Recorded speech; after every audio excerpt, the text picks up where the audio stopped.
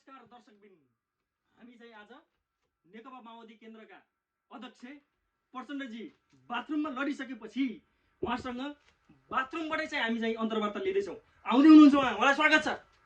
आउनुहोस् प्रचण्डजी, बस्नुहोस्। मने निश्चित रूपमा राजा आऊ देश बचाऊ भन्ने हाम्रो धारणा रहेको छ। लाल सलाम कमरेड। यहाँ बेला बेलामा चाहिँ अब उहाँ चाहिँ लडिसकेपछि चाहिँ मानसिक सन्तुलन चाहिँ गुमाइसकेका हुनाले चाहिँ बेला बेलामा टक्क हानेपछि उहाँ चाहिँ ठाउँमा आउनुहुन्छ दर्शकहरू, है त। मलाई माफ गरिदिनु होला पत्रकारज्यू, म बाथरुममा लडाइबाट घरिघरि भावुक भएर म राजा आऊ देश बचाऊ भनिरहेको छु। म आफ्नै सिद्धान्त चिप्लिरहेको छु। मलाई बडा माफ गरिदिनु होला।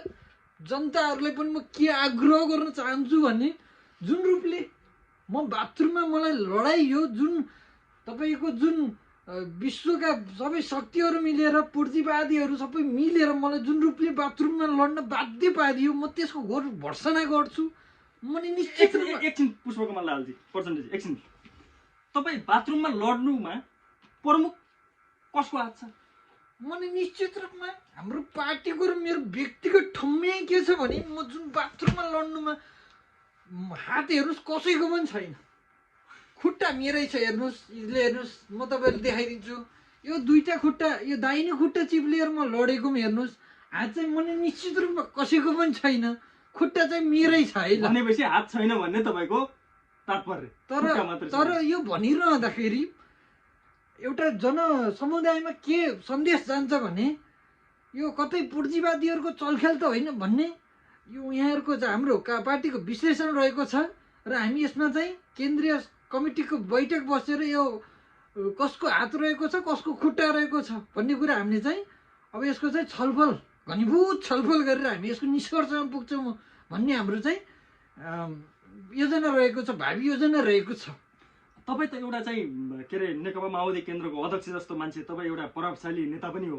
तपाईँ त 10 वर्ष जनयुद्ध चाहिँ लडेर चाहिँ के अरे तपाईँ चाहिँ एउटा भनौँ न एउटा क्रान्ति गरेर चाहिँ अगाडि बढेको चाहिँ एउटा प्रभावशाली नेता भन्न चाहन्छु मैले तपाईँलाई, होइन?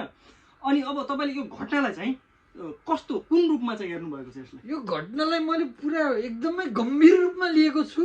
र म यत्रो 10 वर्ष जनयुद्ध गर्दा म जङ्गलमा कहीँ पनि चिप्लिएर लडिनँ। र म आज यसरी सिंहदरबारमा यसरी यो पुरै सान बान मान ठानमा बस्दाखेरि चाहिँ म बाथरुममा लडेको यो घटनालाई चाहिँ ऐतिहासिक घटनाको रूपमा मैले लिएको छु। र नेपाली जनताहरूले पनि यसलाई ऐतिहासिक घटनाको रूपमा लिनुहुन्छ भन्ने मेरो ठम्याइ छ। मैले निश्चित रूपमा जुन ढङ्गले म बाथरुमबाट लडेँ यो निकै भर्सना योग्य छ। र यसलाई हामीले चाहिँ अब आउने नेपालको क्यालेन्डरमा हामी एक दिन बिदा नै राख्ने हामी प्रस्ताव हामी सरकारमा लान्छौँ भन्ने हाम्रो बुझाइ छ। ल ठिक छ, त्यो त अब तपाईँहरूको चाहिँ पार्टीभित्रको र तपाईँहरूको चाहिँ आन्तरिक कुराहरू रह्यो, होइन? अब वास्तवमा चाहिँ तपाईँलाई चाहिँ कता कता चाहिँ मिडियाहरूमा चाहिँ हल्लाबाजी चाहिँ के आएको छ भन्दाखेरि तपाईँलाई चाहिँ चिप्लेटी अङ्कलले चाहिँ बाथरुममा चिप्लाउनु भयो भन्ने खालको चाहिँ के अरे एउटा चाहिँ यो कुरालाई चाहिँ कसरी चाहिँ के रूपमा चाहिँ के अरे तपाईँले यसलाई चाहिँ व्याख्या गर्न चाहन्छ? यस्ता मनगढन्ती र यो भ्रामक कुराहरू जुन मिडियामा फैलिएका छन्, यसमा पनि वामपन्थीवादहरू र तपाईँको बाह्य शक्तिको चलखेल छ भन्ने कुरा हामीले चाहिँ मलाई लागेको छ। म फेरि बेला बेला भावुक पनि हुन्छु। त्यसैले यो चिप्लेटी अङ्कलले यदि मलाई चाहिँ लडाउनको लागि कुनै योजना गरेको भए उनलाई हामी भाटे कारवाही गर्छौँ, हाम्रो पार्टीले उनलाई भाटे कारवाही गर्छ भन्ने कुरा हामीलाई लागिरहेको छ। ल ठिक छ, तपाईँको चाहिँ त्यो तपाईँको आफ्नो एउटा विचारको कुरो भयो। र यो बाहिर चाहिँ मैले चाहिँ तपाईँलाई चाहिँ मिडियाबाजीमा अथवा चाहिँ बाहिर चाहिँ जे कुरा आइरहेको छ त्यो हिसाबले चाहिँ मैले हजुरलाई प्रश्न सोधेको छु। अनि तपाईँको राजा आऊ देश बचाऊ, राजा आऊ देश बचाऊ। हेर्नुहोस् दर्शकबिन, उहाँको चाहिँ मानसिक सन्तुलन मलाई फेरि ठाउँमा ल्याउनु फेरि मलाई माफ गर्नु होला पत्रकारज्यू, म यो बाथरुममा लडेबाट गणतन्त्रबाट चिप्लिएर बार बार राजतन्त्रमा गइरहेको छु। त्यही त म पनि सुनिरहेको बेला बेला राजतन्त्र। तपाईँ त एउटा चाहिँ के अरे हुन्छ नि यत्रो युद्ध गरेर चाहिँ के अरे एउटा भनौँ युद्ध गरेर यस्तो गणतन्त्र ल्याउनमा चाहिँ तपाईँको चाहिँ यत्रो ठुलो हातभाग मान्छेले नि अब राजा आऊ देश बचाऊ भन्न थाल्नु, यो चाहिँ पक्कै नै बाथरुमबाट कुनै मलाई लडाइएर मेरो मानसिक रूपमा उथल पुथल ल्याएर हुनसक्छ, मेबी यो गरेको षड्यन्त्र हुनसक्छ भन्ने कुरो चाहिँ यो मेरो चाहिँ बुझाइ छ। र भावी कालमा चाहिँ यो जनताहरूले पनि बुझ्नेछन् भन्ने कुरो चाहिँ मैले चाहिँ ठानेको छु। ल ठिक छ, त्यो अब हजुरको उयो भयो। र मैले चाहिँ एउटा चाहिँ हजुरलाई सोध्नै पर्ने एउटा कुरा चाहिँ के छ भन्दाखेरि, तपाईँ त अब अलिकति जे भयो भने मैले चाहिँ एउटा के भन्न चाहन्छु भन्दाखेरि, तपाईँ चाहिँ अलिकति चाहिँ नेताभरिमा चाहिँ तपाईँको भाषण पनि अलिकति केही जुझारु किसिमको अलिकति चरम उत्कर्षले भरिएको चाहिँ भाषण हुने गर्दछ है। यो मैले प्रत्यक्ष चाहिँ उयो गरेको अनुभव गरेको कुरा। र तपाईँमा चाहिँ एउटा जुझारुपन पनि थियो र कता कता चाहिँ अब बिचमा चाहिँ अब अहिले चाहिँ पछिल्लो राजनीतिक क्रमलाई लिएर चाहिँ राजा आऊ देश बचाऊ, यो राजा आऊ देश बचाऊ। यस्तो छ अवस्था। हेर्नुहोस्, लौरोले हानेपछि मात्रै उहाँ आउँछ दर्शकबिन, तपाईँहरू हेर्न सक्नुहुन्छ। लौरोले हानेपछि मात्रै ठाउँमा आउनुहुन्छ। तपाईँलाई चाहिँ मैले अर्को चाहिँ एउटा प्रश्न के गर्न चाहेँ भन्दाखेरि, अहिले त नेपालको भविष्य छैन भने नेपालको भविष्य कतातिर गइरहेको देखिन्छ? मलाई निश्चित रूपमा जुन ढङ्गले तपाईँले यति समय लाएर एउटा प्रश्न उठाउनु भयो, निकै गम्भीर प्रश्न उठाउनु भएको छ। यो प्रश्नलाई नेपालको भविष्य कतातिर गइरहेछ भन्ने सन्दर्भमा मेरो आफ्नै खालको अनुभूति, आफ्नै खालको चाहिँ मेरो चाहिँ आफ्नो विश्लेषण रहेको छ। र नेपालको भविष्य चाहिँ कतै पनि गइरहेको छैन। कहिले दुबई गइरहेको छ, कहिले कतार गइरहेको छ, कहिले अमेरिका गइरहेको छ। यस्तै छ हाम्रो देशको भविष्य। हाम्रो युवाहरूको भविष्य भनेको दुबई कतार मात्रै गइरहेको छ अनि घर आइरहेको छ। यति नै हो हाम्रो नेपालको भविष्य चाहिँ। तपाईँको चाहिँ कुरा सुन्दाखेरि कता कता अलिकति हास्यास्पद पनि कुरा पनि आयो, तर यसमा अलिकति केही गहनता पनि छ है। नेपालको भविष्य चाहिँ दुबईतिर होइन, कहिले कतारतिर भन्ने कुरा गर्नुभयो। यसमा चाहिँ एउटा गहन विषय के लाग्यो भन्दाखेरि, अलिकति सोच्ने हो भने त अवस्था त्यही नै रहेछ नि। यसले कसरी रिलेट गर्नुपर्छ? यो अवस्थालाई मैले चाहिँ हाम्रो नेपालीहरू पनि देश विदेश घुमेर आएर त्यहाँको सिप चाहिँ हाम्रो देशमा यो प्रयोग गर्नको लागि चाहिँ हामी चाहिँ हाम्रो पार्टीले चाहिँ आह्वान गर्छ। पार्टीको नाम चाहिँ के रहेछ हाम्रो? लौ पक्नु छ एकैछिन, म त पार्टीको नाम पनि बडा भावुक हुन्छु।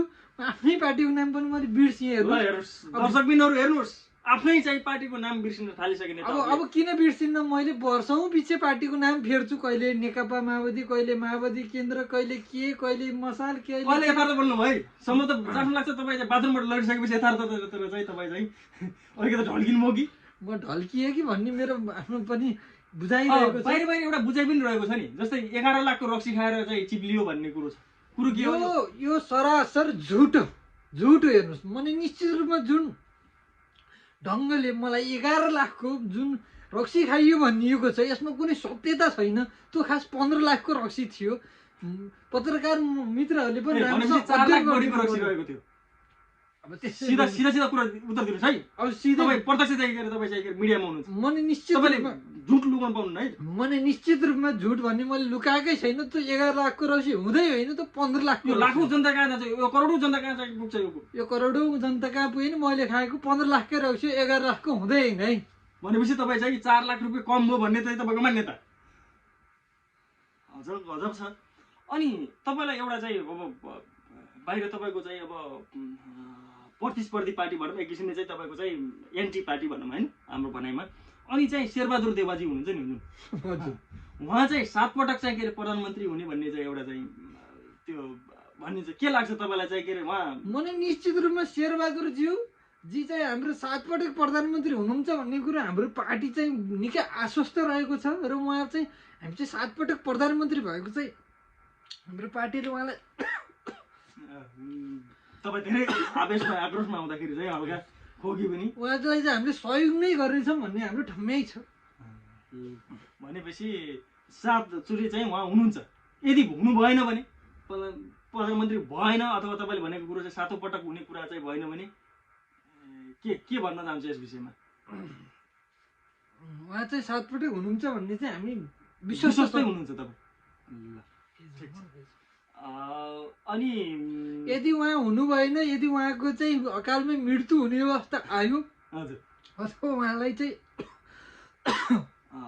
अलिकति चाहिँ आवेश कम गरेर अलिकति यदि यमराजले उहाँलाई चाहिँ लिन आउनुभयो भने हामी सर्वोच्चमा हजुर परमादेशद्वारा उहाँको आयु 20 वर्ष थपेर उहाँलाई चाहिँ हामी 7 पटक प्रधानमन्त्री गराएर छोड्छौँ भन्ने चाहिँ हाम्रो पार्टीले चाहिँ केन्द्रीय समितिको बैठकले निर्णय गरेको छ।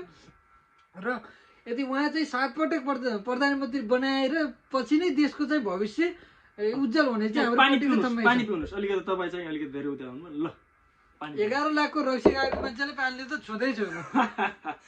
बरु यस्तो छ, अघि 15 लाख भन्दै हुनुहुन्थ्यो, 11 लाख सरी सरी फेरि तपाईँले चाहिँ एकपल्ट चाहिँ गाह्रो छ। अब तपाईँले चाहिँ जाँदा जाँदै चाहिँ एउटा चाहिँ अन्तिममा चाहिँ एउटा केही कुरा मैले चाहिँ राख्न चाहेँ।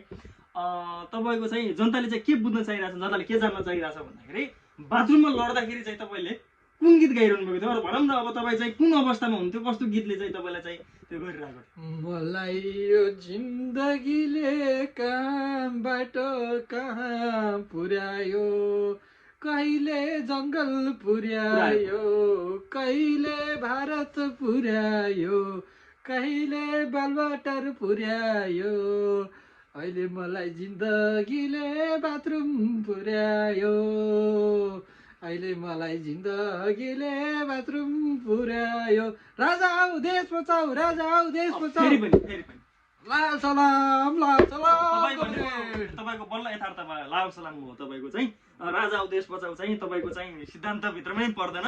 हेर्नुहोस् दर्शकबिन, आज चाहिँ हामीले चाहिँ हाम्रो चाहिँ प्रचण्डज्यूसँग चाहिँ के अरे प्रत्यक्ष रूपमा भेटवार्ता गऱ्यौँ।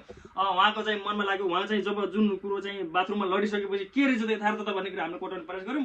तपाईँहरूले चाहिँ यति बेर चाहिँ हाम्रो चाहिँ यो युट्युब च्यानलमा रहेर चाहिँ के अरे यति यो अन्तर्वार्ता चाहिँ धैर्यतापूर्वक चाहिँ के अरे चासोका पूर्वक चाहिँ हेरिदिनु भयो। उहाँ प्रचण्डजी हुनुहुन्छ, उहाँ चाहिँ आफ्नै उद्योगमा सुरुमा हुनुहुन्छ। उहाँका चाहिँ के अरे गहन विषयमा चाहिँ के अरे यस विषयमा चाहिँ गहनताका साथ चाहिँ के अरे उहाँले चाहिँ उत्तर दिनुभयो। उहाँले चाहिँ थ्याङ्क यू सो मच प्रचण्डजी, लाल सलाम, थ्याङ्क यू सो मच, लाल सलाम। ल